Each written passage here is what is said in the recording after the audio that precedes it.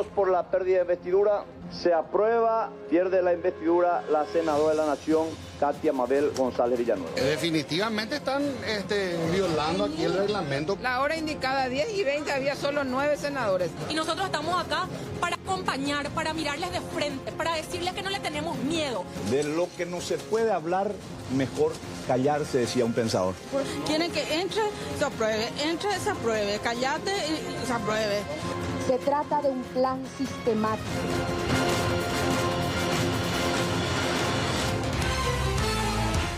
¿Cómo están? Muy buenas tardes para todos. Bienvenidos a 24 horas. La noticia resaltante del día: Katia González ya no es senadora de la Nación. ¿Qué tal, Aníbal? ¿Qué tal, Juan? ¿Cómo están? ¿Qué tal, Mercedes? Saludos a toda la audiencia. Y bueno, ¿quién se viene ahora? ¿A quién van a sacarlo? ¿Cuál es el siguiente en la lista? ¿Sacarlo o sacarla de la Cámara de Senadores? Porque así como están las cosas, como se presentó este caso, depende mucho de la cara del cliente. Exactamente, y un duro discurso que daba Katia González al momento de la defensa ante el Pleno del Senado. Decía: vienen por todo, tengan miedo porque la gente puede perder la paciencia. Estamos todavía esperando las reacciones ciudadanas, pero mientras tanto ya se dieron a nivel político con diversos posicionamientos por parte de los líderes de la oposición, del Partido Liberal y de otras agrupaciones. Si bien se convocó a manifestaciones en diferentes puntos, principalmente frente al Congreso, poco y nada tuvo que ver la presencia de la ciudadanía, que también, hay que destacar, en muy escaso número se acercó hasta este punto para presentarle su apoyo a Katia González y también en rechazo de lo que se estaba gestando y finalmente se terminó decidiendo. En otro momento, el reglamento interno es el documento más importante, se rigen en base a lo que dice el reglamento interno, pero hoy hicieron caso omiso. Exactamente, ya compartimos las imágenes, la imagen del día podríamos decir que es el momento de la salida de Katia González del Pleno del Senado. Lo hacía de esta forma su colaborador más cercano, podríamos decir, su colega en este caso, el diputado Raúl Benítez, que fue vocero durante el tiempo de huelga de hambre, el sector opositor que se retiraba de la sesión de manera solidaria, podríamos decir, estos abrazos que eran un poco contenedores ante una inminente salida, porque en ese momento en que se daban estos abrazos se estaba votando y se llegaba al número exacto y justo prácticamente con 23 votos. 23 votos por la pérdida de investidura, 15 que se retiraron de la sala de sesiones y 7 abstenciones. Ahora, ayer, en el orden del día, en la resolución de ayer figuraba como el primer punto del orden del día tratar el artículo 185 con relación a los números requeridos. A la modificación. Como esta mañana no hubo quórum en la primera sesión, se convocó a una segunda, inmediatamente ese primer punto desapareció. Hoy le vamos a contar de qué se valieron justamente para imponer esos 23 votos, contrariando de esa manera el propio reglamento interno que aumentaba a 30 el número de votos. El momento más destacado de la tarde, el momento de la defensa de Katia González, no se guardó palabras para referirse a sus adversarios políticos. Se trata de un plan sistemático que terminará con la eliminación de todo aquel que ose desafiar la línea mafiosa del cartismo. Este es un acto de infinita cobardía, porque encierra y muestra impúdicamente la renuncia moral de un Congreso que ya no tiene relación alguna con la gente. Queremos un país delineado y perfilado por Erico Galeano, Juan Carlos Osorio, Calega Laverna, Ulises Quintana, por referir solamente a algunos parlamentarios o exparlamentarios vinculados claramente al narcotráfico y que condenan a nuestros jóvenes a la marginalidad. Queremos un país donde la clase política siga repartiendo el Estado como un botín de guerra y siga ubicando impúdicamente a sus hijitos, parientes y amantes con sueldos multimillonarios negados a médicos, negados a enfermeras, negados a docentes. El burdo montaje mediante el cual hoy un grupo de agentes del crimen organizado desconocerá no solamente los más de 100.000 votos que legitiman esta banca, compañeros. Esta banca. Aquí se huele miedo, señores. Aquí es el miedo que este gobierno le tiene al pueblo paraguayo. El miedo a que la paciencia se acabe ante la sucesión de escandalosas traiciones a la confianza de la gente. Bofetadas a la gente común, una tras otra, sin un ápice de vergüenza. Y yo les digo, tengan miedo, señores. Tengan miedo. Tengan miedo. Porque cada día la gente tiene más claro quién es quién en esta farsa. ¿Podrán entonces los responsables de este golpe cívico mirar a sus hijos a la cara? ¿Podrán ustedes, Beto Velar, Bachi Núñez, Derlis Mantana, Antonio Barrios y el resto de los parlamentarios serviles y viles, podrán mirar a sus hijos a la cara y explicarles que nuestro Paraguay tocó fondo, que vienen por todo y tienen un plan? Hoy el país de nuestros hijos, nuestro país, el Paraguay, está siendo copado, moldeado, perfilado a imagen y semejanza de Darío Messer y sus amigos, de Diego Marcet y sus secuaces, de Erico Galeano y sus cómplices, de González Daer, de Hernán Rivas, de los ladrones de galleta, de los Tratoapuá, de los propietarios VIP de Remancito.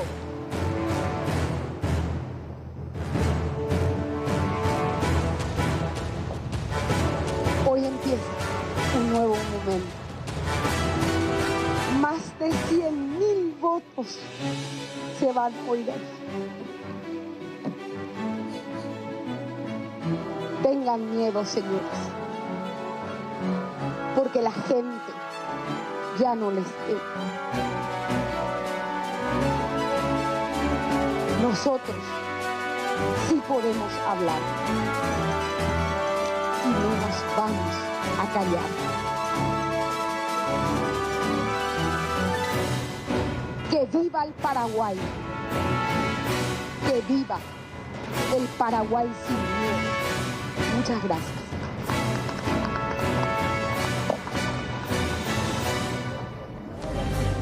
Bueno, tuvo menos de 24 horas para preparar, de hecho, esta defensa. Muy poco tiempo como para poder exponer los puntos principales por los que se le acusaba en ese libelo acusatorio, valga la redundancia, en donde se hablaba de una persona vinculada a ella en su oficina, que no estaba en el país, también de otra persona que fue comisionada a pedido suyo y otros puntos que fueron probados de una manera en la que muy poca gente pudo tener acceso a la información real más que aquel nivel acusatorio. Lo sucedido hoy en la Cámara de Senadores es atentatorio contra varias normas. Primero, en primer lugar, no se le dejó el ejercicio de la defensa, no se le permitió el ejercicio a la defensa. Y segundo, violaron su propio reglamento interno. Y esto le va a costar, y así como están las cosas, una nueva demanda ante instancias internacionales, que de hecho, casos similares ya le costaron a Paraguay una condena por parte de la Corte Internacional de Derechos, Corte Interamericana de los Derechos Humanos. Y aquí, a unos meses nada más, habíamos recibido una condena como país por parte, en el caso de Bonifacio Ríos Ábalos y Carlos Fernández Gadea, quienes fueron en su momento llevados a juicio político durante el gobierno de Nicanor Duarte Frutos. Sí. No se les otorgó el derecho a la defensa y Paraguay fue condenado a pagar millones y millones de dólares. Y esto probablemente va a acontecer nuevamente en esta causa. Y esto ya fue anunciado, compañeros de la audiencia, por varios referentes de la oposición que ya señalaron que van a recurrir a instancias internacionales justamente como respuesta a lo que pasaba hoy en el Congreso, en esta sesión express. Justamente Rafael Filisola hablaba de que el plazo perentorio para que ella se tome el tiempo de preparar su defensa era de 7 días con una prórroga de otros 10 días en caso de que ella, de que la persona afectada, así lo requiera. Lo que se sabe hasta el momento es que Katia González fue hasta un centro médico para una revisión. Después de este tiempo de huelga de hambre se la vio, como ella misma dijo, bastante demacrada, pero más demacrada está la democracia en nuestro país, decía en este duro discurso que daba, prácticamente ya aceptando. Y fíjense el detalle, compañeros, en el momento en que ya pronunció estas palabras decía, estas son mis últimas palabras aquí dentro de este recinto. Y otro dato muy importante y no menor, hacía referencia a que ahora empieza otro momento. Podría referirse a una carrera política, podría referirse a demandas, podría referirse a otras acciones por parte de la oposición, quién sabe a estas alturas. Es la octava parlamentaria del Senado, es la octava senadora en este caso, entre senadora y senadora que deja justamente el recinto parlamentario aplicándose la figura de la pérdida de investidura.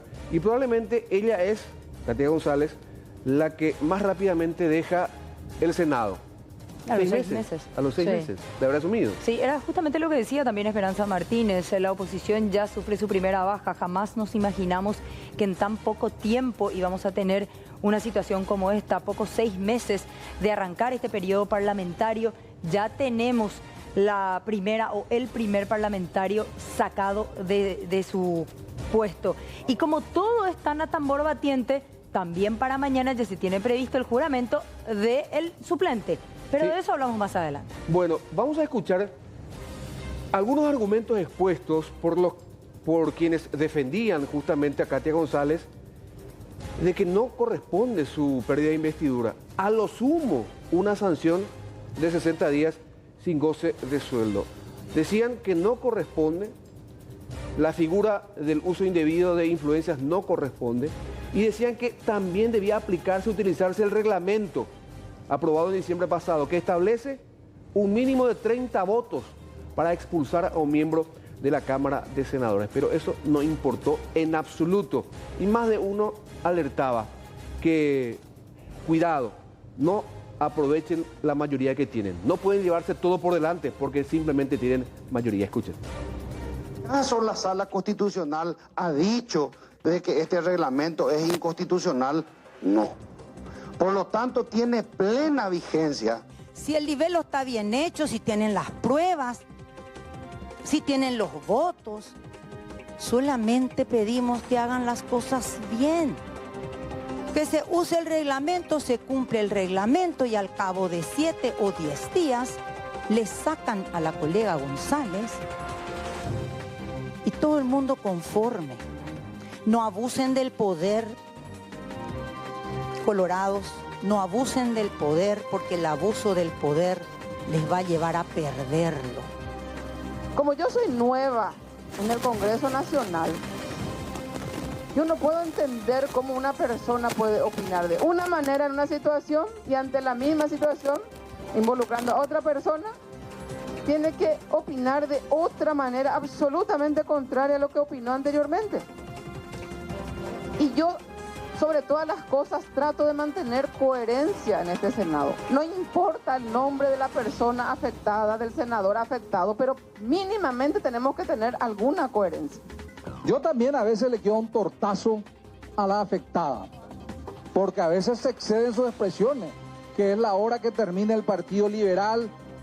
También yo fui ofendido en lo personal gravemente aquí en el seno de este Senado con medias verdades.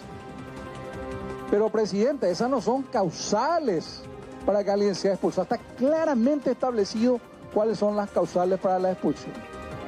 Y una planilla de un funcionario que lo haya firmado, yo creo que no es causal de expulsión del Senado. En todo caso, que vaya una investigación fiscal si creemos que hay un delito ahí de por medio. También he sabido que la senadora en cuestión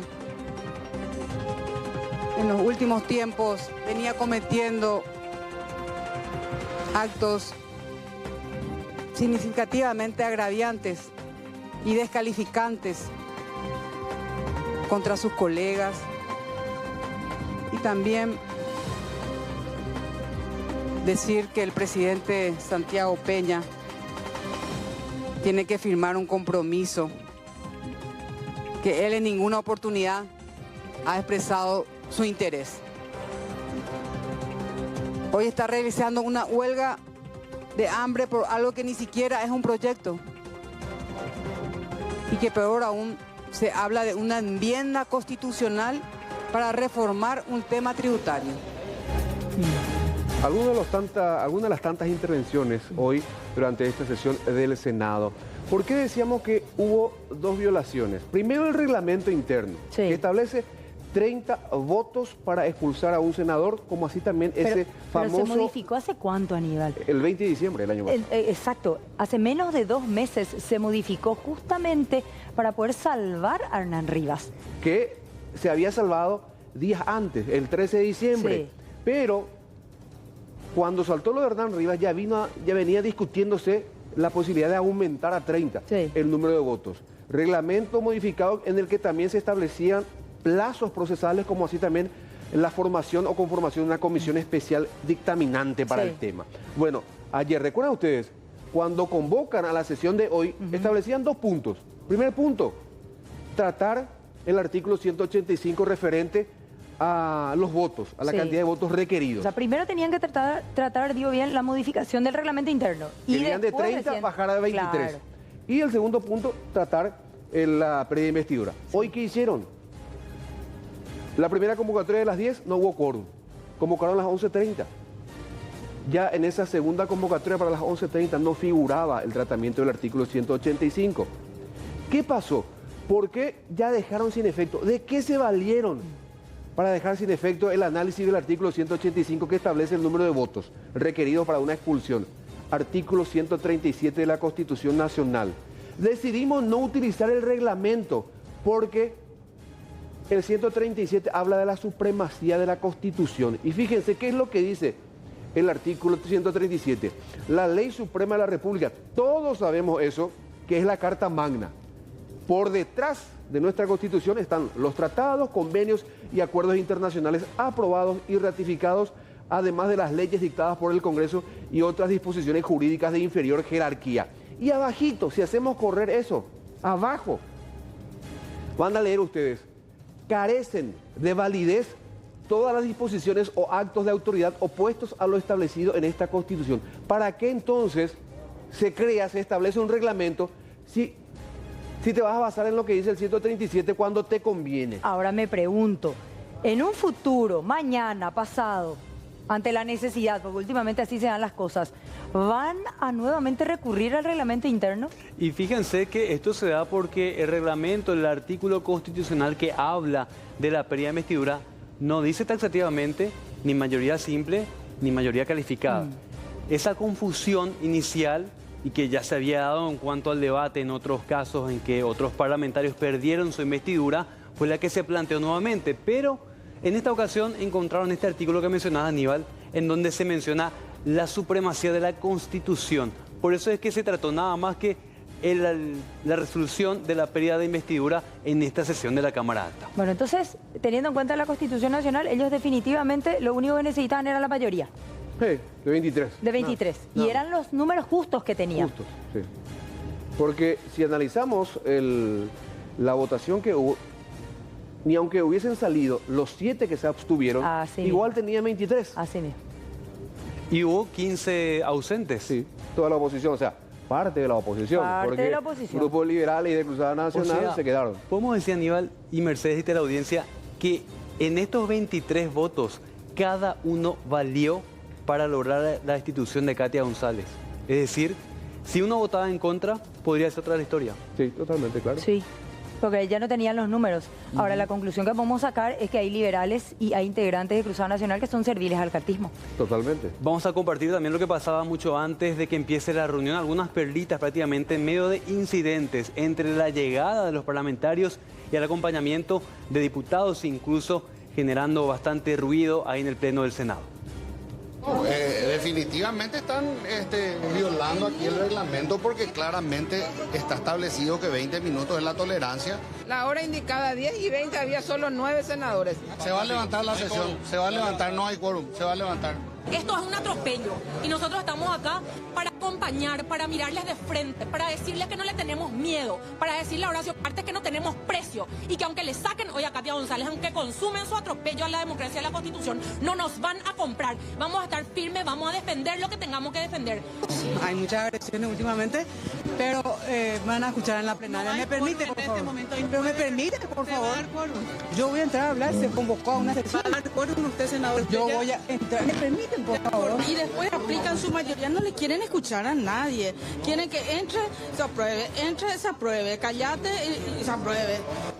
Bueno, esto pasaba antes de la sesión y son momentos políticos bastante turbulentos. No vamos a juzgar, pero sí vamos a exponer para que usted, televidente en su casa, pueda sacar sus propias conclusiones. Y empezamos con este caso que nos lleva a hablar del senador Carlos Núñez, porque fue consultado cuáles son las causales, no supo ni siquiera mencionar cuáles fueron las causales presentadas en este nivel acusatorio y fíjense lo que él considera como algunos motivos para sacar a Katia González como parlamentaria, que se extendía mucho tiempo en sus alocuciones. Inclusive a ustedes mismos a lo mejor les cansaba. Ella daba su discurso leyendo, pero si es que no lee, ella automáticamente termina su alocución y empieza a repetir 20 minutos. No, yo estoy comentando nomás nada más eso, nada más. El caso de Carlos Núñez, segundo caso que les vamos a contar. Lo que decía el senador Dionisio Amarilla, que evitó en todo momento responder una pregunta a nuestros colegas. ¿Cómo es que accedieron a un documento oficial confidencial que mostraba la marcación de entrada y salida del país, un documento de migraciones de una de las colaboradoras de la entonces senadora Katia González? Fíjense la manera en que increpa a una colega periodista. Una orden judicial para tener los informes de migraciones. Ustedes inclusive han publicado eso. Los medios de comunicación han dado publicidad amplia, veraz, y es un documento oficial. Los hechos públicos y notorios no necesitan ser comprobados, señora. Sin orden judicial. Así como usted sabe que un hermano suyo trabaja acá y es información pública, su salida... De migraciones sin orden judicial, le consulto. Usted, así como tiene un hermano trabajando... Hay que ver, senador, ¿puede responder o no la pregunta? ¿Se puede obtener datos de migraciones sin orden judicial? ¿No puede responder? Señora Pereira, así como cuando intervinieron en el supermercado de su jefe, que tenía tomate de contrabando. Usted no me va... Tenemos los documentos y han sido publicados. Ustedes lo tienen en su poder. Son los sectores los que están indicando esto, senador. Señorita, dígale a su patrón y le miro de frente a Bierzi que se gane una banca y que no envíe cortesanos a querer dictar cátedra en esta Cámara. Bueno, un poco nervioso Dionisio Amarilla en ese momento. Pero no tiene nada que ver lo uno con lo otro. ¿Qué le costaba responder la pregunta? Con atacar nomás, no. Pero... Bueno, pero también la obtención de esos datos es lo que siempre se cuestiona. No estamos hablando desde el punto de vista legal, no estamos hablando de la intervención del Ministerio Público, porque siempre que se quiso sacar a alguien, no necesariamente esas pruebas arrimadas, o por lo menos lo que se mencionaba, era comprobable. Siempre se habla, esto es político, y ahora se demuestra. Porque cualquier documento de migración o cualquier planilla firmada por una persona que decía estar presente cuando en realidad no lo estaba, es algo que ni siquiera se socializó con los otros parlamentarios. Ellos no tenían el documento como para poder tomar una decisión certera con respecto a la información que contenía el documento. Fue político, juntaron los votos y lo hicieron. Quiero insistir en dos aspectos con los que acabamos de escuchar, Carlos Núñez y Dionisio Amarilla. Arbitrariedad y obediencia. A Dionisio Amarilla no le importó que existan causales o no. Y Carlos Núñez es el fiel reflejo de la orden que le fue dada. Hay que votar así Y eso que Dionisio en algún momento fue víctima también de la misma situación. Sí. Y es que hay que admitir algo que ya fue mencionado por otros parlamentarios. Muchos ni siquiera se tomaron el tiempo de leer el libro acusatorio, sino que nada más que rubricaron su firma. Chaqueñito, por ejemplo, es uno de ellos que decía, a mí no me importa, no tengo idea de lo que pasa con esta señora, estoy de vacaciones, no me molesten, pero su firma aparecía 3 horas después en el libro acusatorio. Así de irresponsables fueron muchos de los parlamentarios que no se tomaron ni siquiera el tiempo de analizar a ver si correspondía o no, si existen las pruebas o no, en un caso tan delicado, porque más allá de sacar a una parlamentaria, se trata de remover a una de las figuras más importantes de la oposición de la República del Paraguay. A eso se refiere prácticamente este tema y la importancia de lo que ocurrió. Una persona que permanentemente está confrontando al poder. Sí.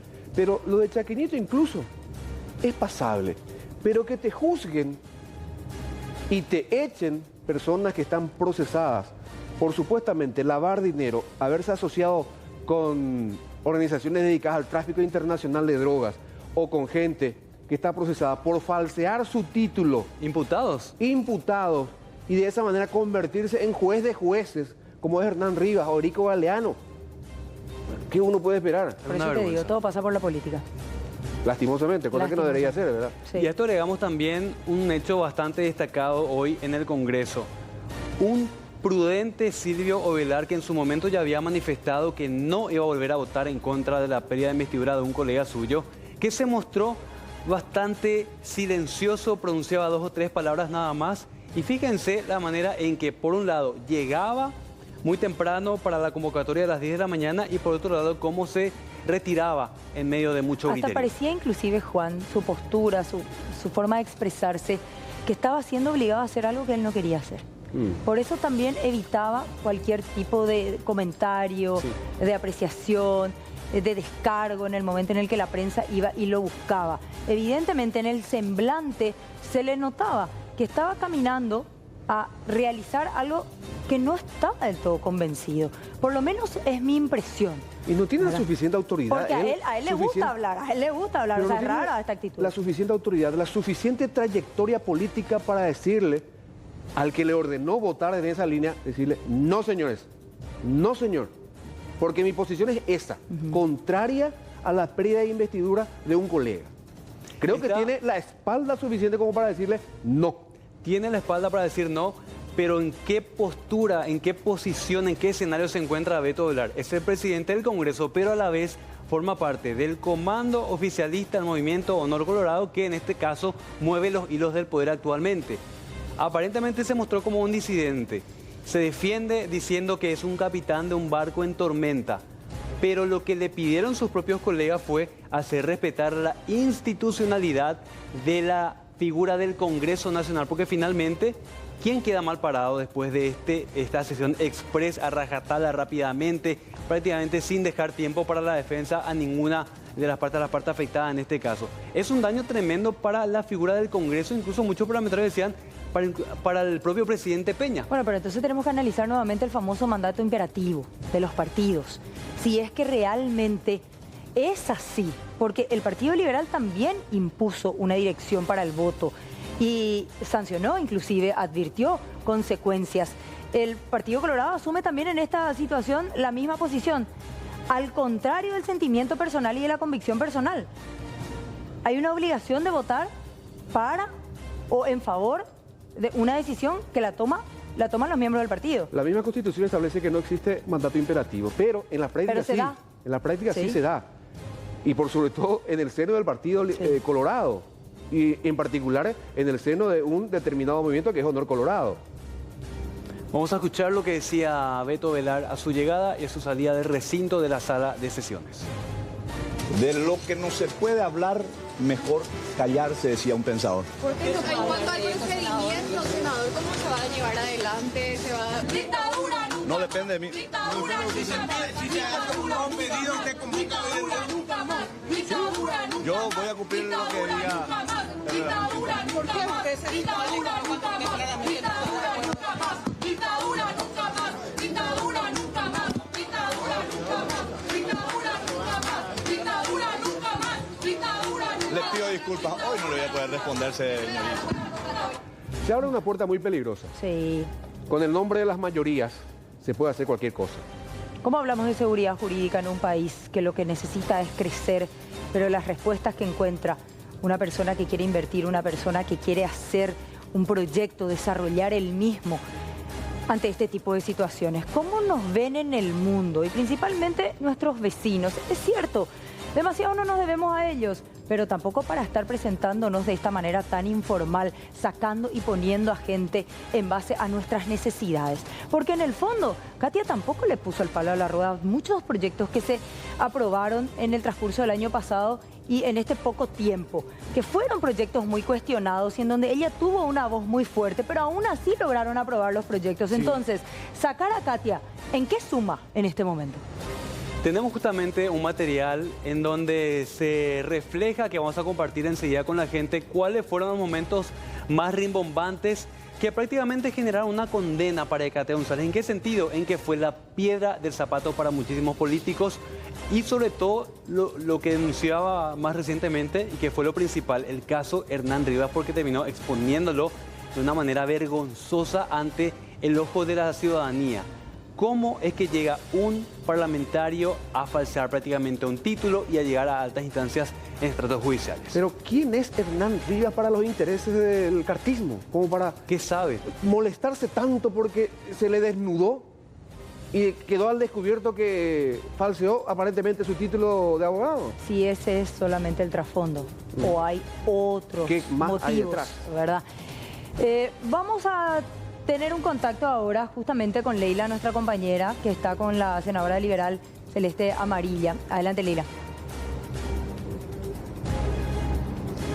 Bueno, ella ya les está escuchando también Mercedes, y bueno, para conocer un poco acerca de su opinión acerca de lo que se desarrollaba precisamente en horas de esta tarde, todo tan rápido, sin mucho protocolo, sin mucho proceso, senador. Bueno, buenas tardes. No, sin mucho proceso, no. Violando principios constitucionales y derechos humanos como el debido proceso, el derecho a la defensa, el indubio pro reo, la posibilidad de usar la ley más favorable al acusado, etcétera, etcétera. Violación de todo tipo de normas, normas constitucionales, conquistas, instituciones que hemos conquistado en estos últimos 35 años de democracia, aunque imperfecta. Esto costó sangre, sudor y lágrimas, y hoy nada, con 23 manos alzadas, hemos violado todo, absolutamente todo, abriendo las puertas del infierno. Les está escuchando ella, Mercedes. Senadora, gracias por atendernos. Realmente ahora nos ponemos a pensar, hablábamos ya de hecho un poco más temprano, después inclusive del documento emitido por la Contraloría, que hablaba del ingeniero Luis Petengil, del conflicto de intereses generado. Son demasiadas aristas las que se abren ahora para analizar y pensar quién es el siguiente o la siguiente. Bueno, en la lista yo tengo entendido que estamos 3 más. Por el lado del sector, digamos, disidente colorado están Lilian y Petengil. Y por el lado bloque opositor estoy yo. Y Rivas, que sería la moneda de cambio. Pero a ver, en realidad Rivas es para que Nano Galaverna asegure su lugar. Aparentemente el ministro de Agricultura vuelve en cualquier momento, con lo cual el hijo del príncipe de las tinieblas tiene que salir, de hecho que tiene 0 votos, y entonces se quiere asegurar eso sacándole a Rivas. O sea que es muy probable que Rivas en algún momento también... Que creo que no está muy errada. ¿Ellos van a votar en contra de Rivas? Sí. Arriba se le soltó la mano, ahora que empiecen ellos el juicio político. Yo no pienso mover un dedo más para cambiar a Rivas por Nano. Exactamente la misma cosa los dos, a mí me da exactamente lo mismo. Es más, Rivas al menos tuvo votos, Nano ni siquiera. Por mí, que Nano vuelva de donde nunca tuvo que haber salido, de su Upacaraí natal. Si ellos quieren realmente sacarle a Rivas, que planteen ellos el juicio político. Yo voy a votar, pero creo que no es justo que nosotros hagamos el trabajo sucio del cartismo. Así como le hicieron hacer a Dionisio el trabajo sucio de sacar a una colega del bloque opositor, que hagan ellos su trabajo sucio, que planteen ellos la expulsión de Rivas y nosotros le votamos, no hay ningún problema. Usted dice también que está en la lista. ¿Esta situación le hace tener miedo? ¿Usted se va a replantear ciertas posturas de ahora en más?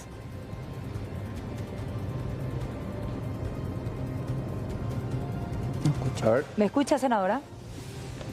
¿Usted tiene miedo, doctora? A ver, sí, tuvimos problemas un poco con el retorno, aparentemente, Mercedes, pero la consulta es, senadora, decía que usted era una de las siguientes, ¿tiene miedo de esto? Miedo no tengo realmente, miedo no tengo, pero sí, en este momento se abrió la caja de Pandora, en este momento no es Katia, Celeste, Petengil, Lilian, Rivas, en este momento puede ser cualquiera que no le sirva más. Puede ser Colin Soroka, que hoy pasó al otro lado, vaya a saber uno por qué, pero él no es un cartista de la primera hora, digamos. Colin Soroka deja de servirles y también puede estar afuera, y también puede estar afuera Retamoso. Y todos aquellos que se pasaron al cartismo de una manera interesada por sus juicios, llámese Retamoso, Chase, ellos se pasaron al cartismo cuando la mesa directiva extorsionados porque tienen cuentas, digamos, pendientes. Cualquiera de ellos, en el momento que no les sirvan, le sacan. Esto está clarísimo, no somos solamente estos de la listita nueva. Ahora, senadora, se está abriendo una puerta muy peligrosa, ¿no? Que nos puede llevar a años atrás, a 35, 40 años atrás, senadora, que es la dictadura. Porque acá pareciera ser que se quiere echar a quien esté en contra nada más de alguna u otra posición. Bueno, a mí me queda clarísimo. Yo hace días que estoy haciendo ese análisis. Esto a mí me retrotrae a aquellos años de la militancia estronista. Los más viejitos nos acordamos, ¿verdad? Donde la militancia atropella, divide el Partido Colorado entre tradicionalistas y militantes, y finalmente son el detonante para la caída de Stroessner. Hoy les recordaba yo que la historia se repite siempre dos veces, ¿verdad? Y la historia nos ha demostrado con el correr del tiempo que el poder absoluto lleva necesariamente al abuso de poder, y el abuso de poder necesariamente lleva a la pérdida del poder. Este es un axioma que se cumple en ciencias políticas, hemos estudiado, este es un axioma que se cumple siempre, una especie de ley de hierro. Y esto fue lo que precipitó la caída de Stroessner, cuando empezaron a abusar del poder. Y si cayó Stroessner, que era un dictador con una legitimidad fundada en el miedo, Stroessner era un tipo que mataba, Stroessner era un tipo que desconoció absolutamente todo, las constituciones, los derechos, era una dictadura fuerte, un tipo de 2 metros que intimidaba. Y ahora Cartes pretende erigirse en el mismo Stroessner, pero con una diferencia enorme. Acá Stroessner no nos tenía miedo, nosotros le temíamos, el pueblo le temía a Stroessner. Acá Cartes nos tiene miedo, acá está pasando lo contrario. Cartes nos tiene miedo a dos mujeres, a las locas del Congreso, a 4 mujeres. Cartes nos tiene miedo y nosotros no a él. Entonces se están invirtiendo las cosas, y no solamente que nosotras no le tenemos miedo, la oposición no le tiene miedo. Cartes no conoce de historia, Cartes no habrá leído ni los diarios en su vida. Y mi partido estuvo 12 años en la llanura y estuvo en la calle combatiendo el Stroessner muchos años más, y combatiendo todas las dictaduras que hubo en el país. Estuvo en revoluciones, mi partido es un partido fuerte. Si bien hoy está derrotado y deprimido, hay una cosita que se prende dentro de los liberales cuando tenemos que salir a la calle. Y estuvimos 12 años en la llanura. Yo ya estuve parte de esos 12 años en la llanura y finalmente, 40 años después de que yo inicié mi lucha dentro del Partido Liberal, 40 años después, yo estoy acá. Y los estronistas no están. Los estronistas están en las tumbas de la historia. Senadora. Y esto va a volver a pasar. La historia se repite siempre 2 veces. Senadora, el presidente Santiago Peña, ¿qué papel cumple en este esquema? Presidente Peña. El peor de los papeles. Después de Dionisio Amarilla, el papel más bochornoso es el de él. Porque encima las consecuencias no le vienen a Cartes de esto de hoy. Las consecuencias las va a pagar Santiago Peña. Y Santiago Peña es una ficha al igual que nosotros. Santiago Peña también es un prescindible. Él también es un prescindible para Cartes. Él no es lo que Cartes quería tampoco. Esta es una lectura que hace rato tenemos y se va cumpliendo. Cartes le necesitaba a Peña para ganar las elecciones, después ya no le necesita.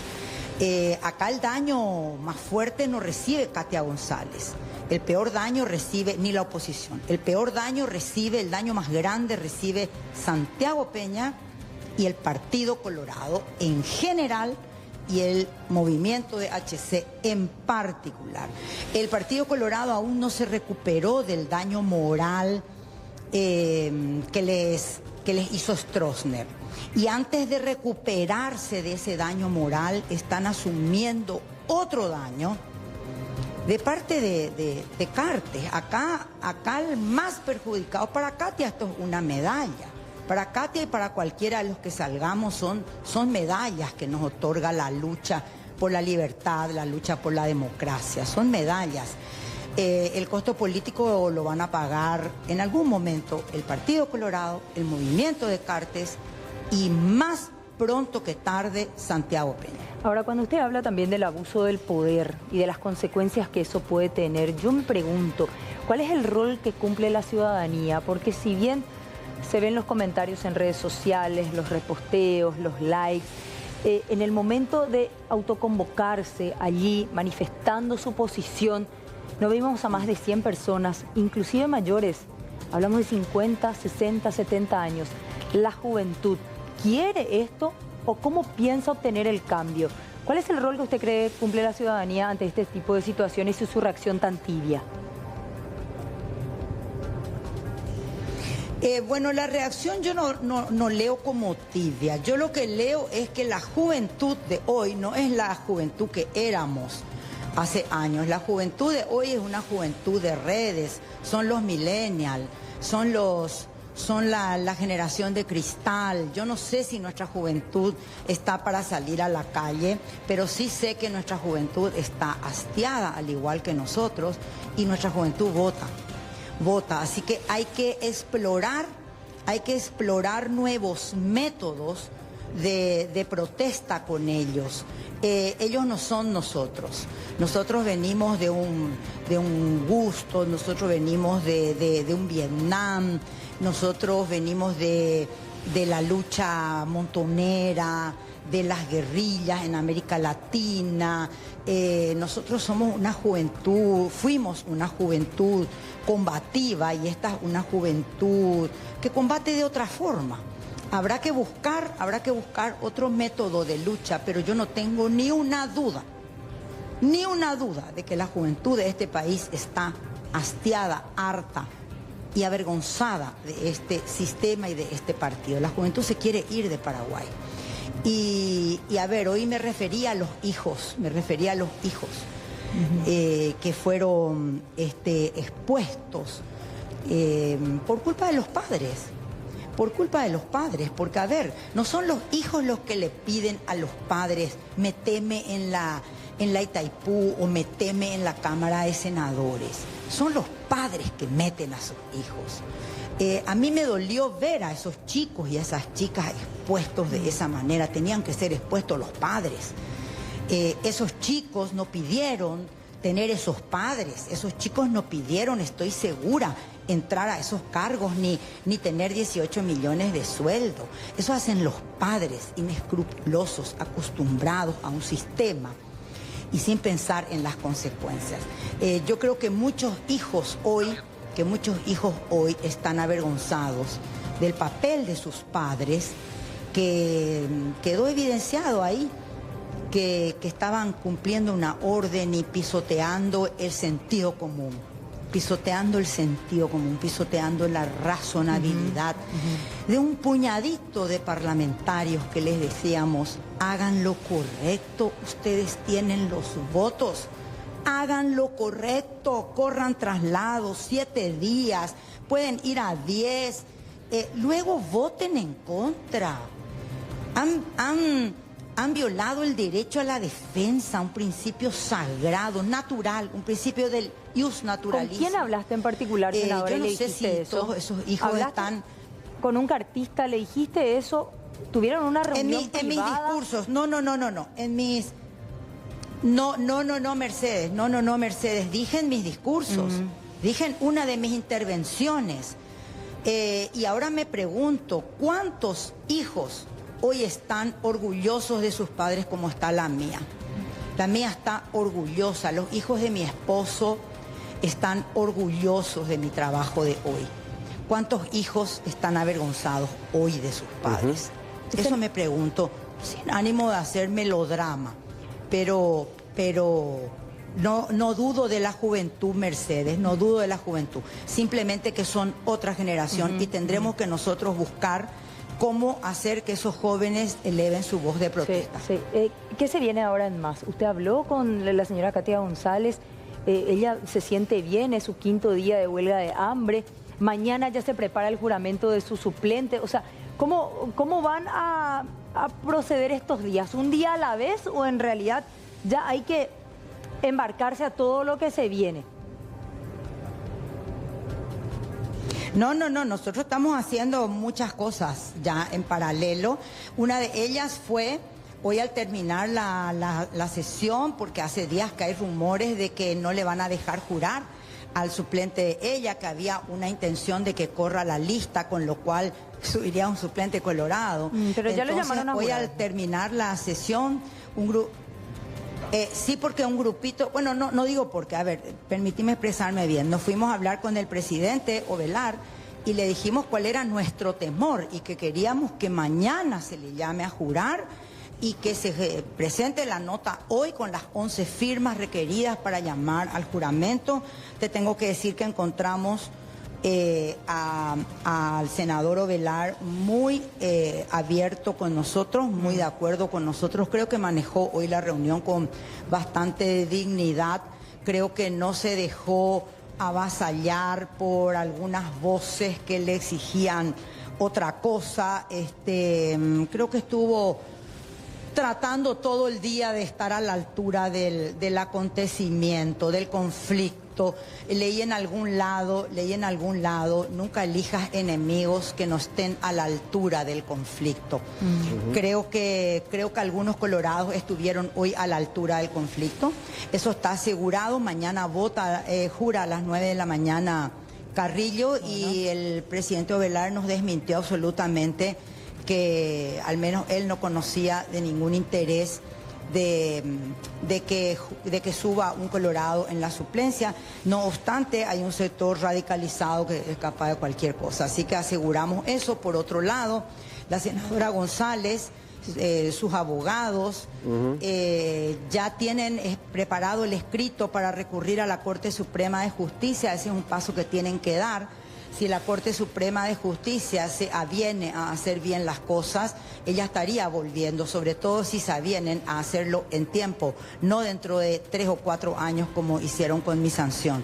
Y una vez precluida esa fase, una vez cumplida con esa fase, y si la Corte Suprema le niega a Katia el derecho de volver, porque acá se ha violado todo, ellos van a recurrir a la Corte Interamericana San José de Costa Rica porque las normas que se violaron no son inventos paraguayos. Vuelvo a repetir, son derechos humanos que vienen del ius naturalis, son derechos humanos, el debido proceso, el derecho a la defensa, y ella no tuvo eso. Y es lo más probable que acontezca, ¿verdad? Porque también dicen que Honor Colorado, por sobre todo, también maneja la Corte Suprema de Justicia. Pero, como decía la senadora, hay que esperar a ver si lo resuelven en el tiempo suficiente, como prescriben las leyes, como establecen las leyes penales y procesales. Gracias, senadora, por su tiempo.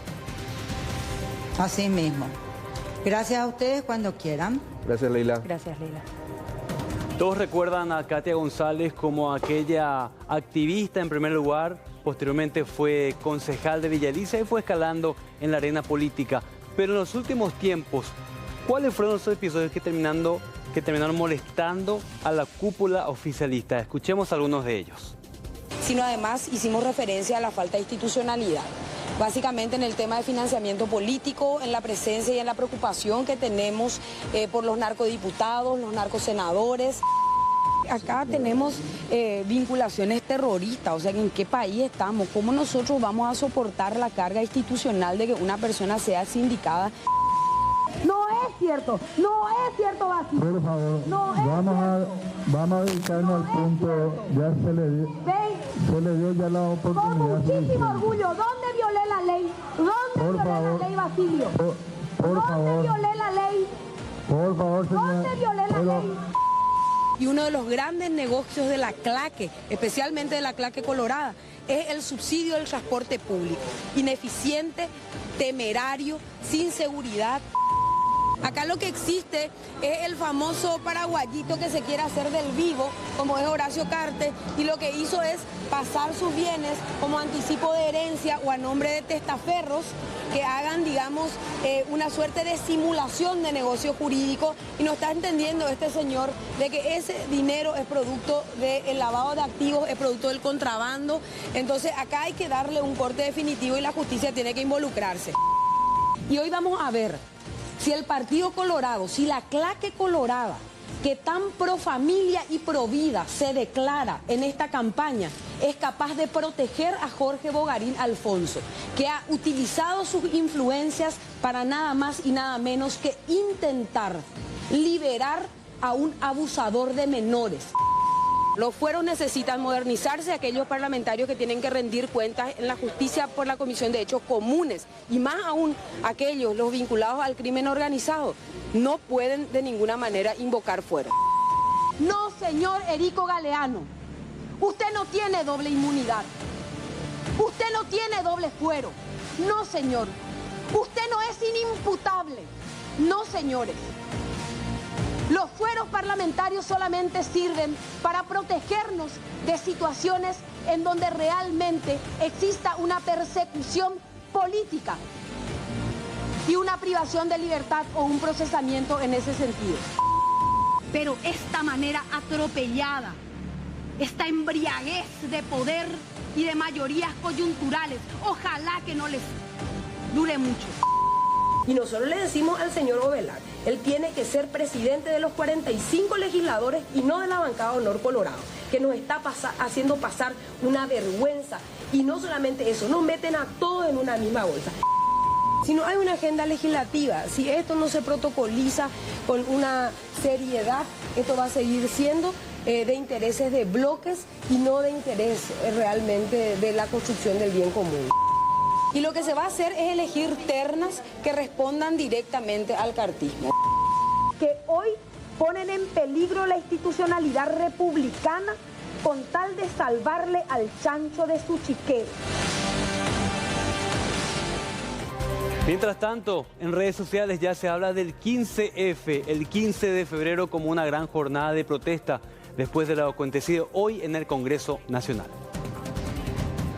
Bueno, cambiemos de enfoque y hablemos acerca de las informaciones del plano policial. Y fíjense la detención que se produjo en las últimas horas. Este hombre que fue grabado por cámaras de seguridad de un edificio en zona de Carmelitas, en complicidad con otro hombre, procediendo a desvalijar uno de los departamentos pertenecientes a un empresario oriental.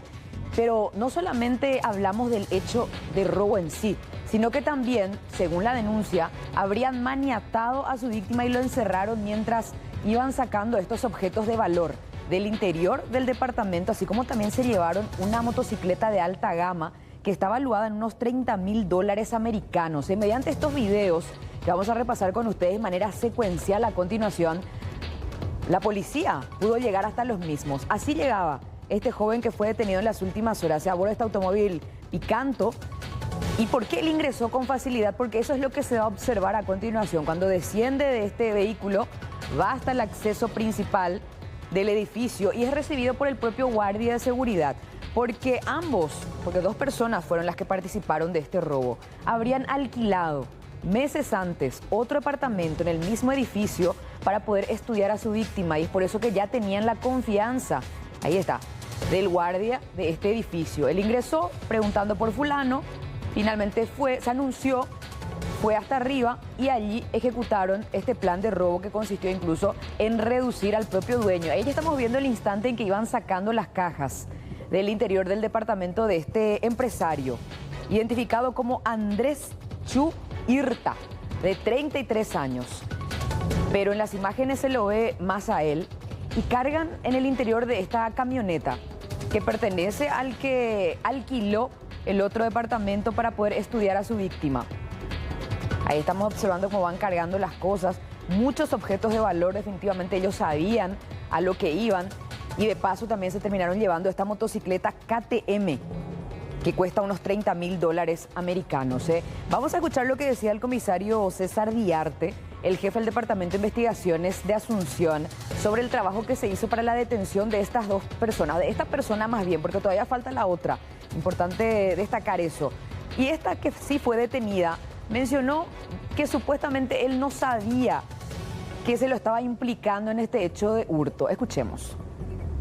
Se procedió a la detención de Freddy Emilio Cardoso, él es paraguayo soltero, 28 años, domiciliado en la ciudad de Ñemby, lugar en donde también se le detuvo.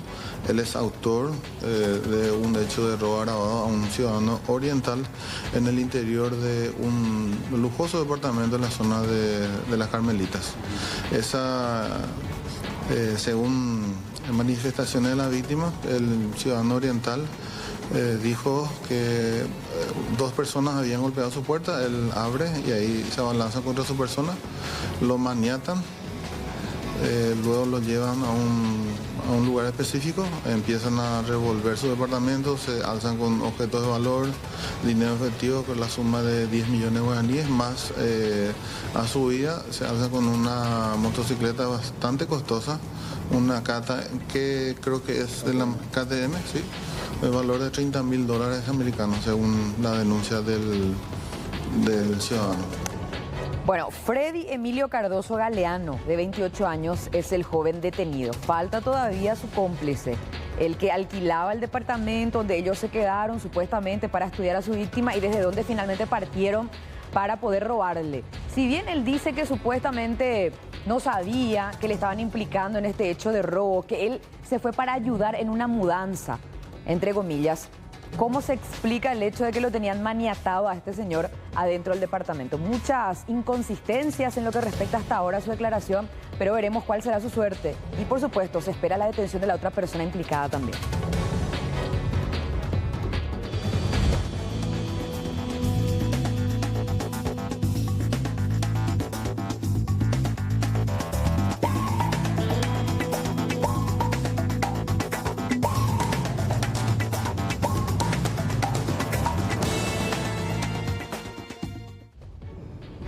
Hoy se celebra el amor, 14 de febrero, pero no es una celebración nueva, sino que en otros tiempos también ya se llevaba a cabo una fiesta. ¿Y cuál es el motivo? ¿Dónde inició principalmente esta fecha tan importante? Te contamos.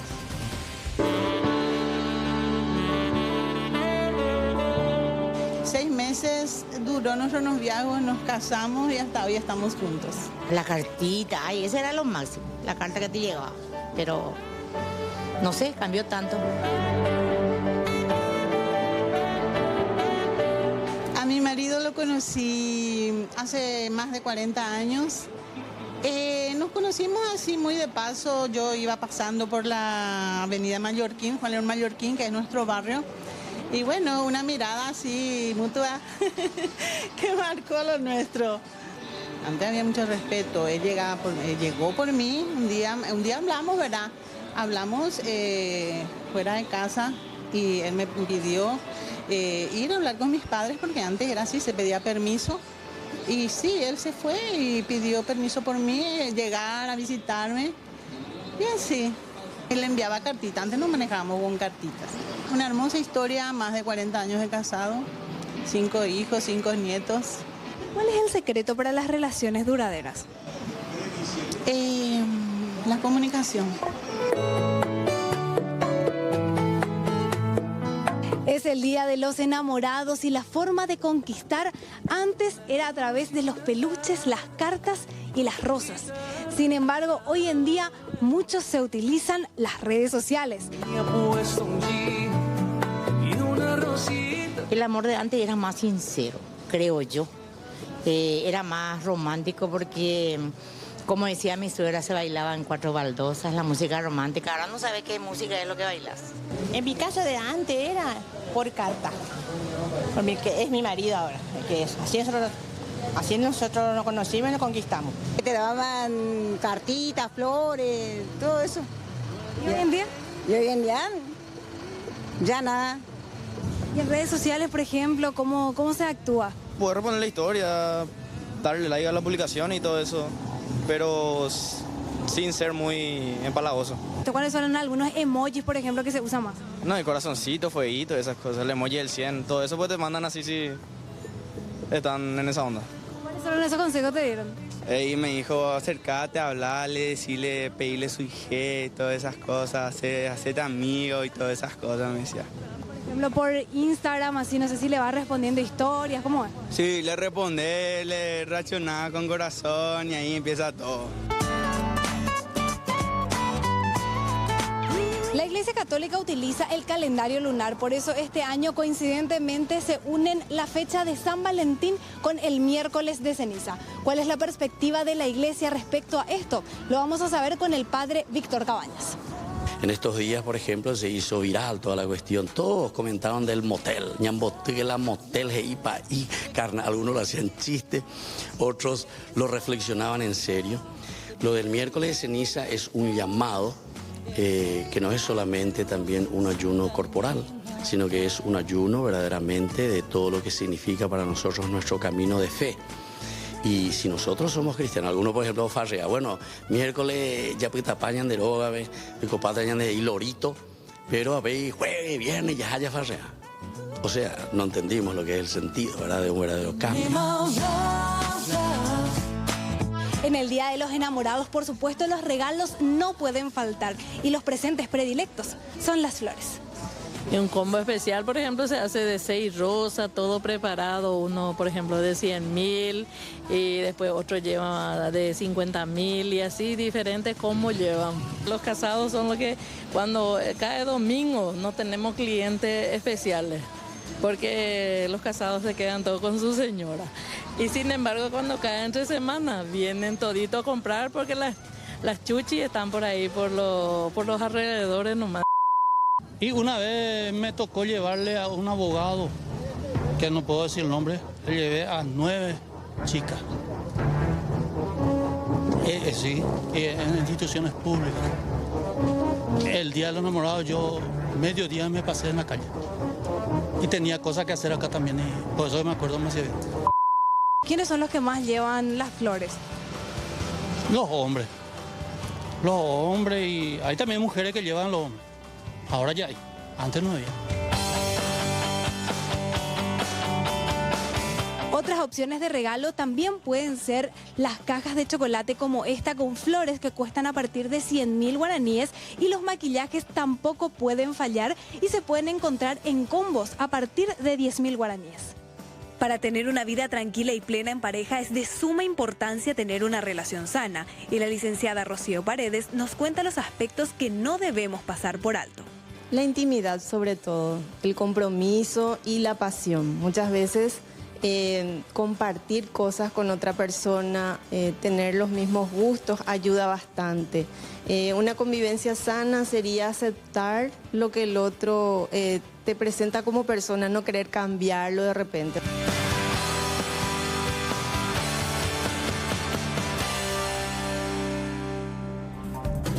Bueno, qué lindo realmente. Mientras tanto, ¿cómo se vive esta fecha en lo religioso? Jorge Jurra, contigo, buenas noches. Buenas noches, Juan. Un saludo para vos, para todo el equipo y para toda la teleaudiencia del Sistema Nacional de Televisión. Y coincidentemente, este Día de los Enamorados, Día de San Valentín, inicia la Cuaresma 2024. Como pueden observar, una gran afluencia de personas aquí en el Santuario Nacional María Auxiliadora del barrio, o justamente de la ciudad de Asunción, allí acá a pocos metros nada más del canal. Muchísima gente que asistió en los diferentes horarios de la misa. Hoy con la imposición de cenizas, una tradición católica muy arraigada también en nuestra cultura paraguaya. Ahora mismo ya está casi por culminar esta misa de las 19 horas. Y bueno, hablábamos con el padre quien está oficiando esta misa sobre la importancia de esta fecha, sobre el inicio de la Cuaresma.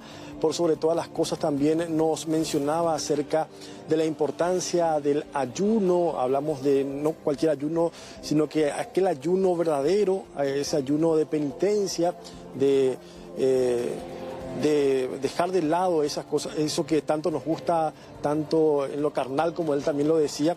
Y bueno, él mismo nos daba también una explicación sobre por qué se utiliza la ceniza en este miércoles, en cada miércoles de inicio de Cuaresma.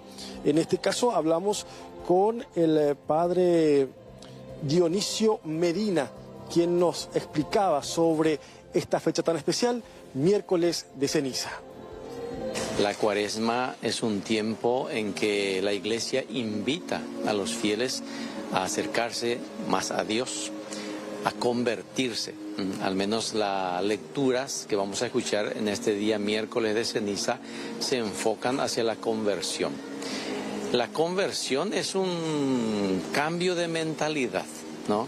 Lo que en griego le decimos nosotros metanoia, es decir, un cambio de dirección en el momento en que uno se da cuenta de que el rumbo que está siguiendo no es el rumbo adecuado.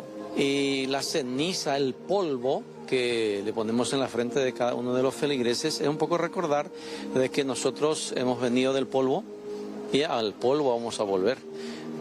Hay dos fórmulas justamente que nos invita a esa conciencia de que delante de Dios no somos, vamos a decirle, personas humanas que pueden ponerse en contra de su voluntad, ¿no es cierto? Sino que somos sus hijos, Él nos ama muchísimo, pero al mismo tiempo debemos tomar conciencia de que del polvo hemos venido y al polvo vamos a volver. Este año coincide justamente también con el día de San Valentín, Día de los Enamorados. Exactamente, sí, coincide con esa fiesta. El amor, lógicamente, es fundamento también de la vida cristiana. ¿Por qué? Porque Dios nos invita a demostrar ese amor hacia los demás, ¿no?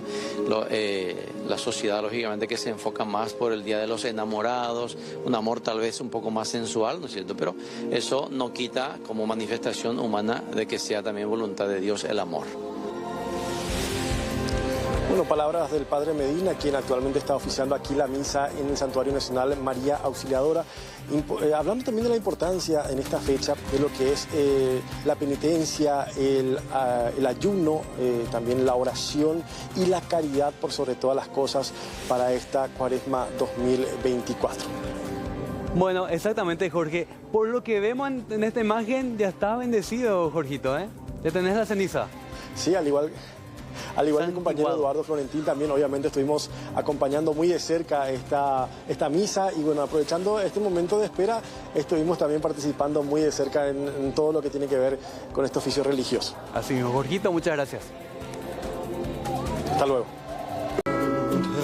Escuchando de fondo a Elvis Presley, bueno, vamos a contactar con Araceli Romero, que va a hablarnos de una historia de una persona que está necesitando la ayuda de la gente solidaria. Araceli, buenas noches. Aníbal, estoy escuchando parte de la historia de esta familia oriunda de la ciudad de Capiatá que se encuentra aquí en IPS desde hace varios días. su pequeñita de tan solo 5 años, quien vemos aquí en imágenes también en las remeritas de los papis, Aide Montserrat. En agosto del 2023, Aníbal, compañeros y televidentes, ella fue diagnosticada con un cáncer muy poco común y la verdad que un cáncer terminal. La misma se encuentra ya luchando prácticamente por lidiar el día a día en terapia intensiva ya aquí de IPS. Evelyn, Mauricio, antes que nada, muchísima fuerza para esta situación. Coméntenos un poquito más, ¿verdad? ¿En qué podemos ayudarlos? También queremos conocer un poco la historia de Aide Montserrat y la de tu familia, admirando la fortaleza de ustedes, Evelyn. Primeramente, buenas noches. Muchas gracias por estar acá acompañándonos. No esperábamos esta repercusión tan rápida. Ella era una niña muy sana, nació muy sana. De un día para otro vinieron los primeros síntomas, perdió la fuerza en los brazos, en las piernas, desviaba la mirada, empezó a babear. Y así fuimos a parar a urgencias en Acostañú una madrugada. Fue su primer convulsión, no fue diagnosticada ella esa madrugada. Nos dijeron que porque estaba somnolienta, estaba empezando un cuadro viral. Esa fue la primera vez que nosotros fuimos a urgencias y nos mandaron a casa así, sin nada. Ella convulsionó 2 veces en nuestros brazos, nosotros no sabíamos qué le pasaba. Y terminó ahí. Un mes después ella empezó con estos síntomas que te digo, de la pérdida de movilidad y demás. ¿Y tiene el cáncer? Troncoencefálico, en la fosa posterior, acá en el medio, donde tienen los nervios, donde todo está conectado, todo, el respirar, la saliva, todo está conectado con eso. Y después de un mes así ya ni siquiera quería ir a la escuela. Y así fuimos a parar una vez más a urgencias en Calle I. Y no tenían ahí para hacerse tomografía y de ahí nos derivaron otra vez a Acostañú y ahí le hicieron, fue rápido, le internaron y en 1 hora ya sabíamos que ella tenía un tumor, ¿verdad? Y revisando los documentos de los padres vieron que tenía IPS y nos trasladaron esa noche acá. Y así fue que nos enteramos que ella tenía un tumor en la cabeza, que era maligno, que era un cáncer. Rápidamente los neurólogos hablaron con nosotros y nos dijeron luego todos los riesgos de una posible operación, que era imposible, ¿verdad? Y de la biopsia, que era más imposible. Y nosotros decidimos no someterle a nuestra hija a tal sufrimiento. Para nosotros era demasiado de un día para otro. Entonces, como padres, nosotros no queríamos, no íbamos a aguantar. Y nos dijeron que era la misma cosa, biopsiar o operar, ¿verdad? Que el tratamiento iba a ser el mismo, que había un tratamiento nomás para este caso. Entonces nosotros decidimos tratar nomás. Ella ya hizo 30 sesiones de quimioterapia y radioterapia juntos. Se hizo en un privado ese tratamiento y ahora está siguiendo con quimio. Ya tenemos varias entradas aquí en IPS desde que nos enteramos. Siempre hay una decaída, siempre hay algo, 15 días, 8 días, 12 días, siempre estamos por acá. Y ahora ingresamos por una fiebre alta y mucha taquicardia. Y estuvimos desde el lunes así por urgencias, muy mal, cada vez empeoraba más y hoy a la tarde ya no aguantaba más ella, ya no podía respirar. Ya le costaba demasiado. Entonces nos subieron a Onco, en Onco está en el 3er piso y de ahí enseguida los médicos me dijeron que ella ya no iba a aguantar mucho, que su corazón podía parar, que se podía cansar de respirar. Y le entubaron ahí rápido y ahora estamos en terapia intensiva con un cuadro muy grave, muy reservado. Ustedes tienen 5 niños en total. 5 niños mayores. Están ahora los pequeñitos. Están en casa de la abuela, vivimos con la abuela paterna. Están con ellos ahí ahora. Ustedes, por ejemplo, están 24 horas los 7 días a la semana. Sí, porque cualquier cosa, documentos importantes que hay que firmar, él tiene que estar conmigo. Entonces no está trabajando desde el lunes, no se va. Está todo el tiempo acá con nosotras. Porque cuando estábamos en urgencia, ella necesitaba ayuda para movilizarse y demás, entonces está conmigo. Y ahora más, cualquier cosa necesitamos de los dos ahí. Los pequeñitos también, ¿verdad? Que la familia inicia las clases, necesitan un poquito de ayuda económica. Bastante, porque estamos totalmente desprotegidos. Si él no va a trabajar, no ingresa dinero, porque yo siempre estoy con los niños. Y ahora empiezan las clases. El año pasado terminamos apenas a rastras las clases con ayuda de los vecinos, de los amigos nomás, porque ya faltaba todo, no estábamos nosotros. Todo el tiempo, desde ese agosto nosotros estamos acá todo el tiempo. Me imagino el choque emocional, todo pasó tan rápido de agosto hasta aquí, los chicos también que les necesitan. Demasiado. De repente irnos corriendo y venir otra vez, porque tenemos que estar acá. Y ella también, que es demasiado apegada a nosotros. Entonces... Fuerte, en un mes someterse a quimio y... Un mes. 30 veces. 30 veces. Hizo quimio y radio juntos, sin parar. Niña muy valiente, muy fuerte. Demasiado. Que se aferra a la vida como no sé cómo te voy a explicar. Ella quiere vivir, ella quiere estar acá. Eso sí sé. Tampoco posibilidades de un tratamiento en el exterior, no, traslado. No, nosotros cuando empezamos con el primer diagnóstico vimos la posibilidad de llevarla al Garrahan en Argentina y nos dijeron que eso iba a ser así. El mismo tratamiento me ofrecen, entonces como ella es demasiado familiar por sus hermanitos, ella cuando está acá lo único que quiere es irse a casa. Y llevarle tan lejos para el mismo tratamiento, ¿para qué si acá me ofrecen todo? ¿Y no hay posibilidades de llevarla a tu casa estos días o los próximos, si mejora? Y no sé, vamos a ver, porque el caso es muy delicado, ella no puede respirar sola. ¿Y los hermanitos no hay posibilidad que vengan y le estén? No, porque no podemos ingresar. Ahora nos fuimos a hacer unos papeleos para ingresar al albergue y está prohibido lo de los niños. Y solamente nosotros podemos estar ahí. Y parece lejos, pero es cerca y así también, porque no es ir y venir nomás también. Uno luego los gastos. No podemos irnos y quedarnos uno nomás, siempre tenemos que estar los dos. ¿Qué, por ejemplo, les piden acá en cuanto a gastos médicos? ¿Qué, por ejemplo? Nos pidieron medicamentos que no hay porque se le va a aspirar y demás cosas, todos medicamentos. ¿Cuánto es el gasto aproximadamente? Y acabamos de gastar 260.000 entre pañales y medicamentos solamente ahí ahora. ¿Por día o por mañana o tarde gastan? Ahora nomás, si ingresamos esta tarde. Pero es mucho, cualquier cosa te sale 70.000, cada rato te piden algo, siempre falta. ¿La comida de ustedes también? También, eso es aparte, otro gasto. Por ahí queremos ir a verlo a los niños, tenemos que ir y venir rápido, si no hay algún familiar que nos acerque. ¿Ustedes ahora quedan ahí en el albergue de UTI o acá en este que está aquí? Allá, en el otro lado, donde están los niños, luego ahí. Bueno, está necesitando de la ayuda de todas las personas. El señor Mauricio, ¿en qué trabajas vos, Mauricio? En una veterinaria, trabajo en una veterinaria como chofer. Entré a hacer el delivery de buscar y llevar a los perritos, así. Y eso te genera un ingreso mensual, ¿verdad? Sí, bueno, obviamente, con el famoso sueldo mínimo, ¿verdad? Pero no alcanza, hay bastante gasto y no alcanzamos. Mucha fuerza, Mauricio. Mauricio, ¿podemos ayudarlos en lo que sea esta familia? ¿Están los otros miembros también? ¿Cuántos añitos tienen tus otros bebés? El mayor ya va a cumplir 12, 10, mis mellizos de 8 años, mi nene de 6 y después ya está ella, que cumplió 5 hace poquito. ¿Única nena? No, ella es la segunda, la mellicita. Es una nena y un varón tengo. Para poder ayudarlos a sobrellevar estos días, imagínense ingresando y saliendo prácticamente del hospital, pero ahora por lo visto la estadía va a ser ya de un periodo un poco más largo. Los gastos que van y vienen, Aníbal, ellos necesitan un poquito la ayuda de la gente de buen corazón, también los familiares, los vecinos que no los dejan. ¿De qué barrio de Capiatá son? Virgen del Pilar. Están ahí presentes siempre los... Gracias a Dios, sí. Tenemos una comunidad en la capilla cerca de nuestra casa que nos apoyan demasiado. Gracias a ellos solventamos muchas cosas. Bueno, para poder brindar un poquito esa contención y ese apoyo a esta familia que está atravesando por esta terrible etapa, terrible situación, Aníbal. Sí, ahí estamos viendo en pantalla el número telefónico 0985-401-481. Ya lo decía Araceli y decía la mamá también que se prevé una larga estadía en el IPS porque son 30 las sesiones de quimioterapia que tiene que recibir esta pequeñita de tan solo 5 años. Gracias, Araceli, y mucha fuerza ahí a los papis. Buenas noches, Aníbal. Gracias a vos. Es el tercer día que reportamos que continúa el incendio en el edificio de 25 pisos en el este del país. Elba Espinosa, contanos lo último. Adelante. Muy buenas noches, Mercedes, a todos los televidentes. Por tercer día consecutivo, el incendio sigue aquí en el edificio céntrico de Ciudad del Este. A estas horas, los bomberos voluntarios siguen trabajando arduamente, como pueden observar.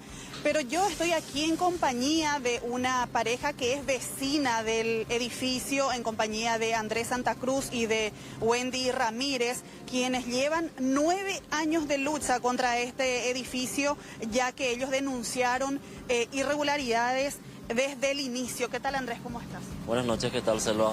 Asimismo, estamos hace 9 años denunciando todos los atropellos que estamos recibiendo por parte de esta empresa Flytech y de su constructora Hormigomix 22, quienes faltan a todas las medidas prácticamente de seguridad, incluso con sus propios funcionarios, como varias veces pudimos observar, y nosotros tenemos un documento, documentamos casi toda la situación y pudimos constatar, ¿verdad?, de que todas las fallas que tiene la empresa, nosotros entregamos nuestra carpeta a la Fiscalía, hicimos las denuncias, también entregamos a la municipalidad, al señor Miguel Prieto, y saben sus concejales, ¿verdad? Tuvimos audiencias con Sebastián Martínez, con la concejala,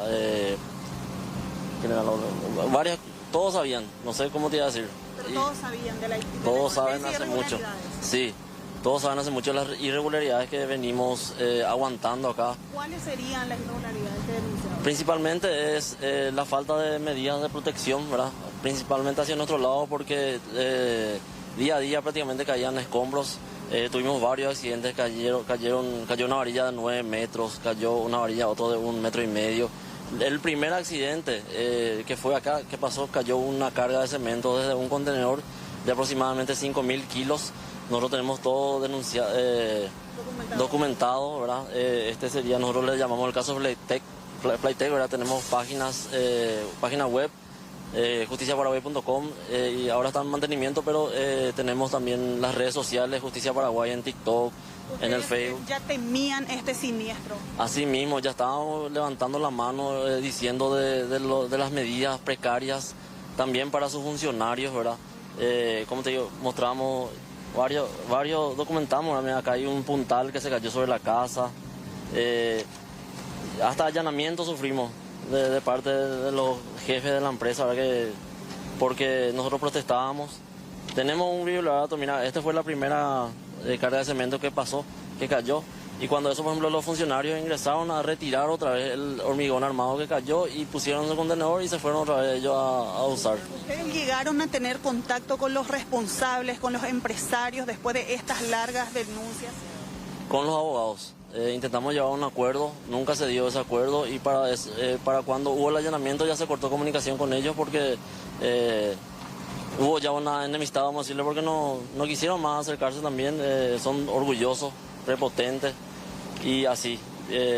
Por ejemplo, para el día del allanamiento, hasta cámaras instalaron hacia nuestra casa y prepararon un escenario para allanarnos en el 2022.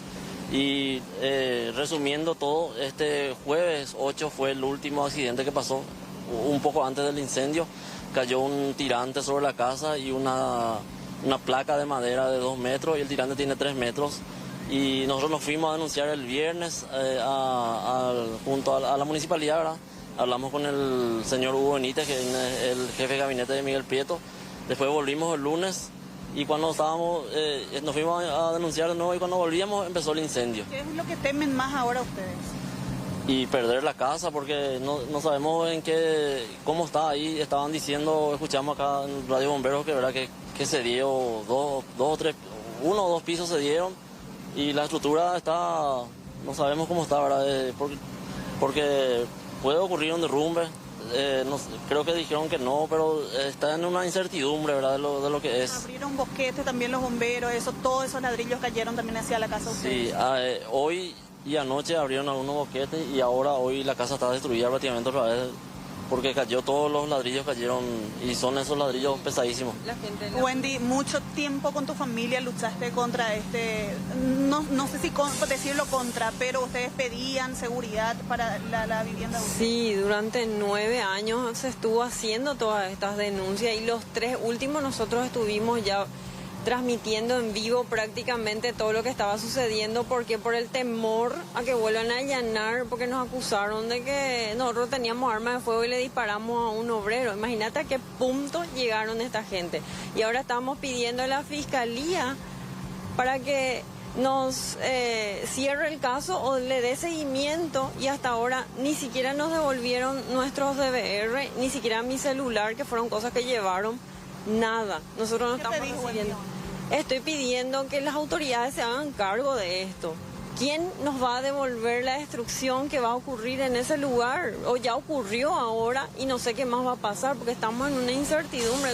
Yo salí con lo poco que tenía de ropa, todas nuestras cosas están allá adentro. Vimos cómo caían los escombros de los boquetes. Sabemos que los obreros están haciendo porque Sí, porque tienen que hacer. Pero ¿quién se va a hacer cargo de todo esto? Tenemos una duda en cuanto a eso, ¿entendés? Y queremos que alguien nos dé una respuesta. Gracias, Wendy y Andrés Santa Cruz, entonces contándonos todo lo ocurrido aquí al lado del edificio incinerado, que sigue, por cierto, incendiándose. Los bomberos trabajando, llevan 9 años ellos denunciando las irregularidades ante la municipalidad, ante la fiscalía, ante todo tipo de instancias, y piden que las autoridades ahora puedan hacer algo por ellos y por otros vecinos más. Muy bien, muchas gracias, Selva. Bueno, y días atrás compartíamos con ustedes estas imágenes reveladoras referente al mega robo en perjuicio a cambistas de Ciudad del Este, donde se puede ver todo el proceder de los integrantes de este esquema que procedieron a este super golpe, donde se llevaron todo el dinero a la bóveda de los cambistas. Vamos a actualizar esta información porque se dio la primera detención en el marco de la investigación de esta causa. ¿De quién se trata y cuál habría sido la participación de este joven detenido en las últimas horas? Estamos hablando, del líder Ramón Ferreira Vera, 20 años. Él fue capturado ayer cerca de las 16 horas en el kilómetro 2 a Caraí. Estaba circulando a bordo de un vehículo y fue identificado por los uniformados porque internamente ya se manejaba justamente sobre su participación y ya había una orden de detención en su contra. ¿Cuál sería su supuesta participación en este esquema? El joven habría puesto a disposición de la banda criminal una camioneta que fue utilizada como apoyo logístico para la comisión de este millonario robo. Ya hay también, recordemos, otro pedido de captura de uno de los identificados, que es el de Fabricio Jonathan Álvarez Ayala, de 25 años, así como también el de alias Flavio o Gordo y alias Daniele, que son los principales dentro de este esquema.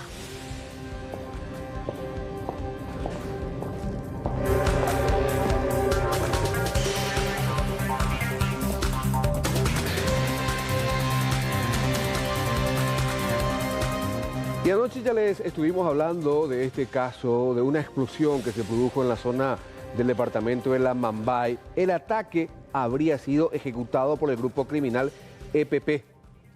En un camino interno, decíamos, de la estancia Paraíso, es el momento en que uno de los heridos llega al hospital regional para una asistencia.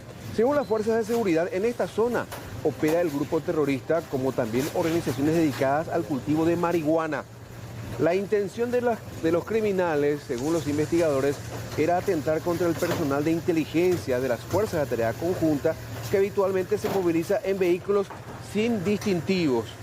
El ataque, y vamos a mostrarles la fotografía de los fallecidos, el ataque produjo la muerte de Javier González. También murió en este ataque, en esta explosión, Luis Carlos Benítez. Siguiente fotografía. Luis Carlos Benítez y Héctor Vera. El tercer fallecido, Héctor Vera.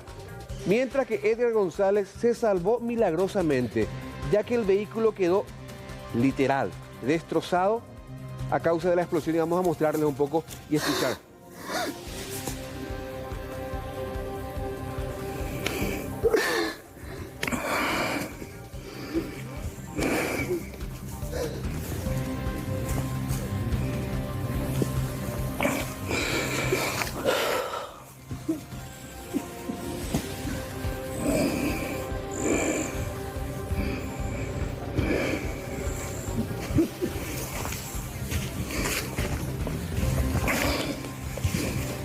La camioneta que transportaba centenares de paquetes que serían de marihuana era similar a la que utilizaban los investigadores del Estado Paraguay. Mi policía, mi Jailo pegó a mí a la ojo allí, ojo coral. Era lo donde se fue mi hermano, esa camioneta, porque ellos son los que entran y salen ahí para cuimear allá adentro. Ellos son los principal, eran de ellos, pues la camioneta igualito a ese fue lo que le tocó. ¿Y qué se fue? Es la primera vez que entró esa camioneta allá. Y esa es la que sale, ellos entran y salen. Estos son los más sinvergüenza, ellos se quedan ahí 24 horas, ni en ninguna parte. Voy a viajar, va a estar 24 horas vigilando. Esta gente es una calaña, esta gente. porque no sirven para custodiar a nadie. ¿Ustedes todavía no se fueron al lugar? ¿Vos ya te fuiste? Sí. Él tiene algunos videos y todo ahí. Él llegó solito con la hija, llegó ahí. Y ellos ni siquiera se movieron, porque dice que no era, tiene un protocolo que ellos no pueden irse hasta allá. Y ¿por qué no ven los protocolos que ellos cuando se van a la chacra de ellos, que están ahí, ellos van y le tiran cartita para coimear? Los que hablaban eran hermanos de uno de los fallecidos. Estamos hablando justamente de Javier González. Y van a escuchar ustedes lo que decía el fiscal interviniente. A juzgar por sus manifestaciones, fueron los integrantes de este grupo criminal EPP los que, convencidos de que eran militares o policías los que se movilizaban en esa camioneta, terminaron matando a 3 civiles. Se produjo una explosión donde se pudo también observar que habían 2 personas como mínimo observando llegar el vehículo y proceder a la detonación desde unos 50 metros aproximadamente. ¿Había un campamento? Había un campamento, como también lugares de observación que son pozos donde entra una persona y observa y realiza la detonación. ¿Qué evidencia fiscal se encontraron en ese lugar? ¿Qué tipo de evidencias hallaron? Se encontraron los restos de del lugar donde se realizó la explosión, como también los cables que se utilizaron para la detonación, jeringas que utilizaron para la detonación. También con eso se va a poder esos indicios fueron levantados por gente de criminalística que van a ser analizados para determinar qué tipo de explosivo se utilizó. El proyecto de ley que crea la carrera del servicio civil y deja de lado la ley 1626 de la función pública. Se prevé que el documento más abarcante, según los voceros del gobierno, se trate a mediados del mes de marzo. Antes de su tratamiento deberá realizarse indefectiblemente audiencias públicas con los distintos gremios de funcionarios y trabajadores del Estado. Pero básicamente, ¿cuáles son algunos de los puntos relevantes de este proyecto de ley? Por ejemplo, el concurso público será la única vía de ingreso al servicio público. Otro punto destacado de este proyecto de ley: la designación no podrá recaer en cónyuges, concubinos o parientes dentro del 4º grado de consanguinidad o 2º de afinidad de los funcionarios que presten servicios en la misma institución. No solamente el director, si yo trabajo también en una misma institución, mis hermanos, mis cónyuges o parientes ya no pueden trabajar también. No solamente el responsable de esa institución. Y solamente el titular de esa institución puede designar a 3 asesores como máximo. Y esos asesores tienen que tener una experiencia mínima de 5 años en la función que van a cumplir. Y otro punto más: ningún servidor público podrá recibir más de una remuneración, compensación o cualquier otro tipo de ingresos, salvo la docencia y el sector salud. El ministro de Economía da más explicaciones. Pero realmente es una ley que, quiero resaltar, es mucho más amplia que simplemente una ley antinepotismo.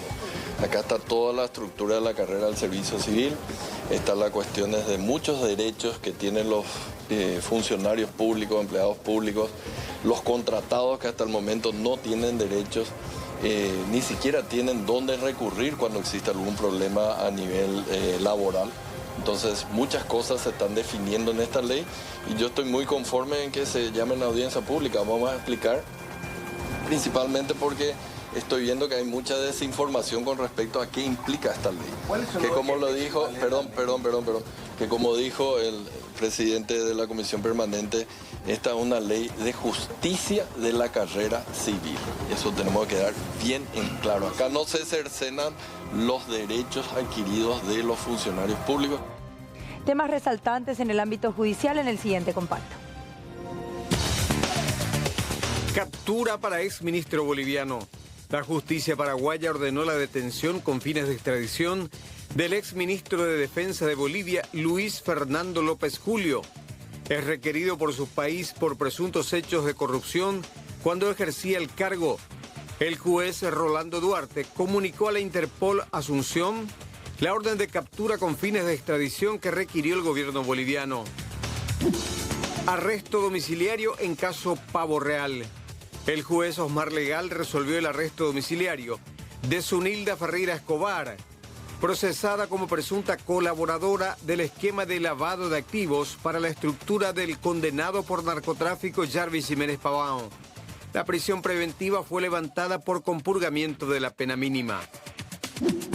Cárceles superpobladas. La Corte Suprema de Justicia informó que al menos 3 penitenciarías del país permanecerán cerradas temporalmente por decisión del Ministerio de Justicia, debido a la superpoblación que registran. Se trata de la Granja Penitenciaria Coeyú, la Penitenciaría Regional de Misiones y la Regional de Ciudad del Este. De esta manera, estos centros penitenciarios no podrán recibir a nuevos reclusos hasta nuevo aviso. Operativo Ignis autoriza la extracción de datos. 34 dispositivos electrónicos incautados durante los allanamientos del operativo Ignis serán objeto de pericia informática para la extracción de datos. De acuerdo a la disposición del juez Mario Torres, se buscan obtener información relevante de los miembros de una importante estructura criminal dedicada al narcotráfico en el departamento de Canindeyú, bajo liderazgo de Santiago Acosta Riveros. El operativo Ignis se desarrolló en diciembre del año pasado. En aquella ocasión fueron abatidos 9 delincuentes y otros integrantes terminaron detenidos.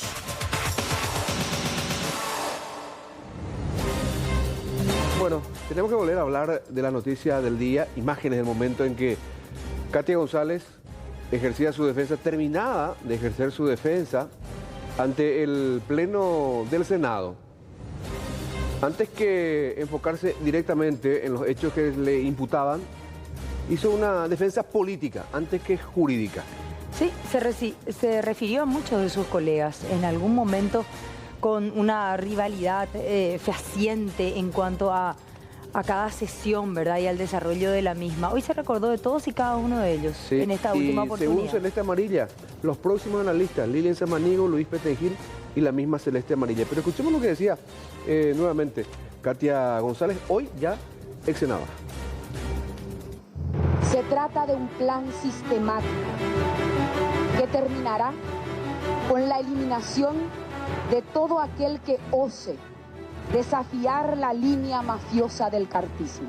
Este es un acto de infinita cobardía, porque encierra y muestra impúdicamente la renuncia moral de un Congreso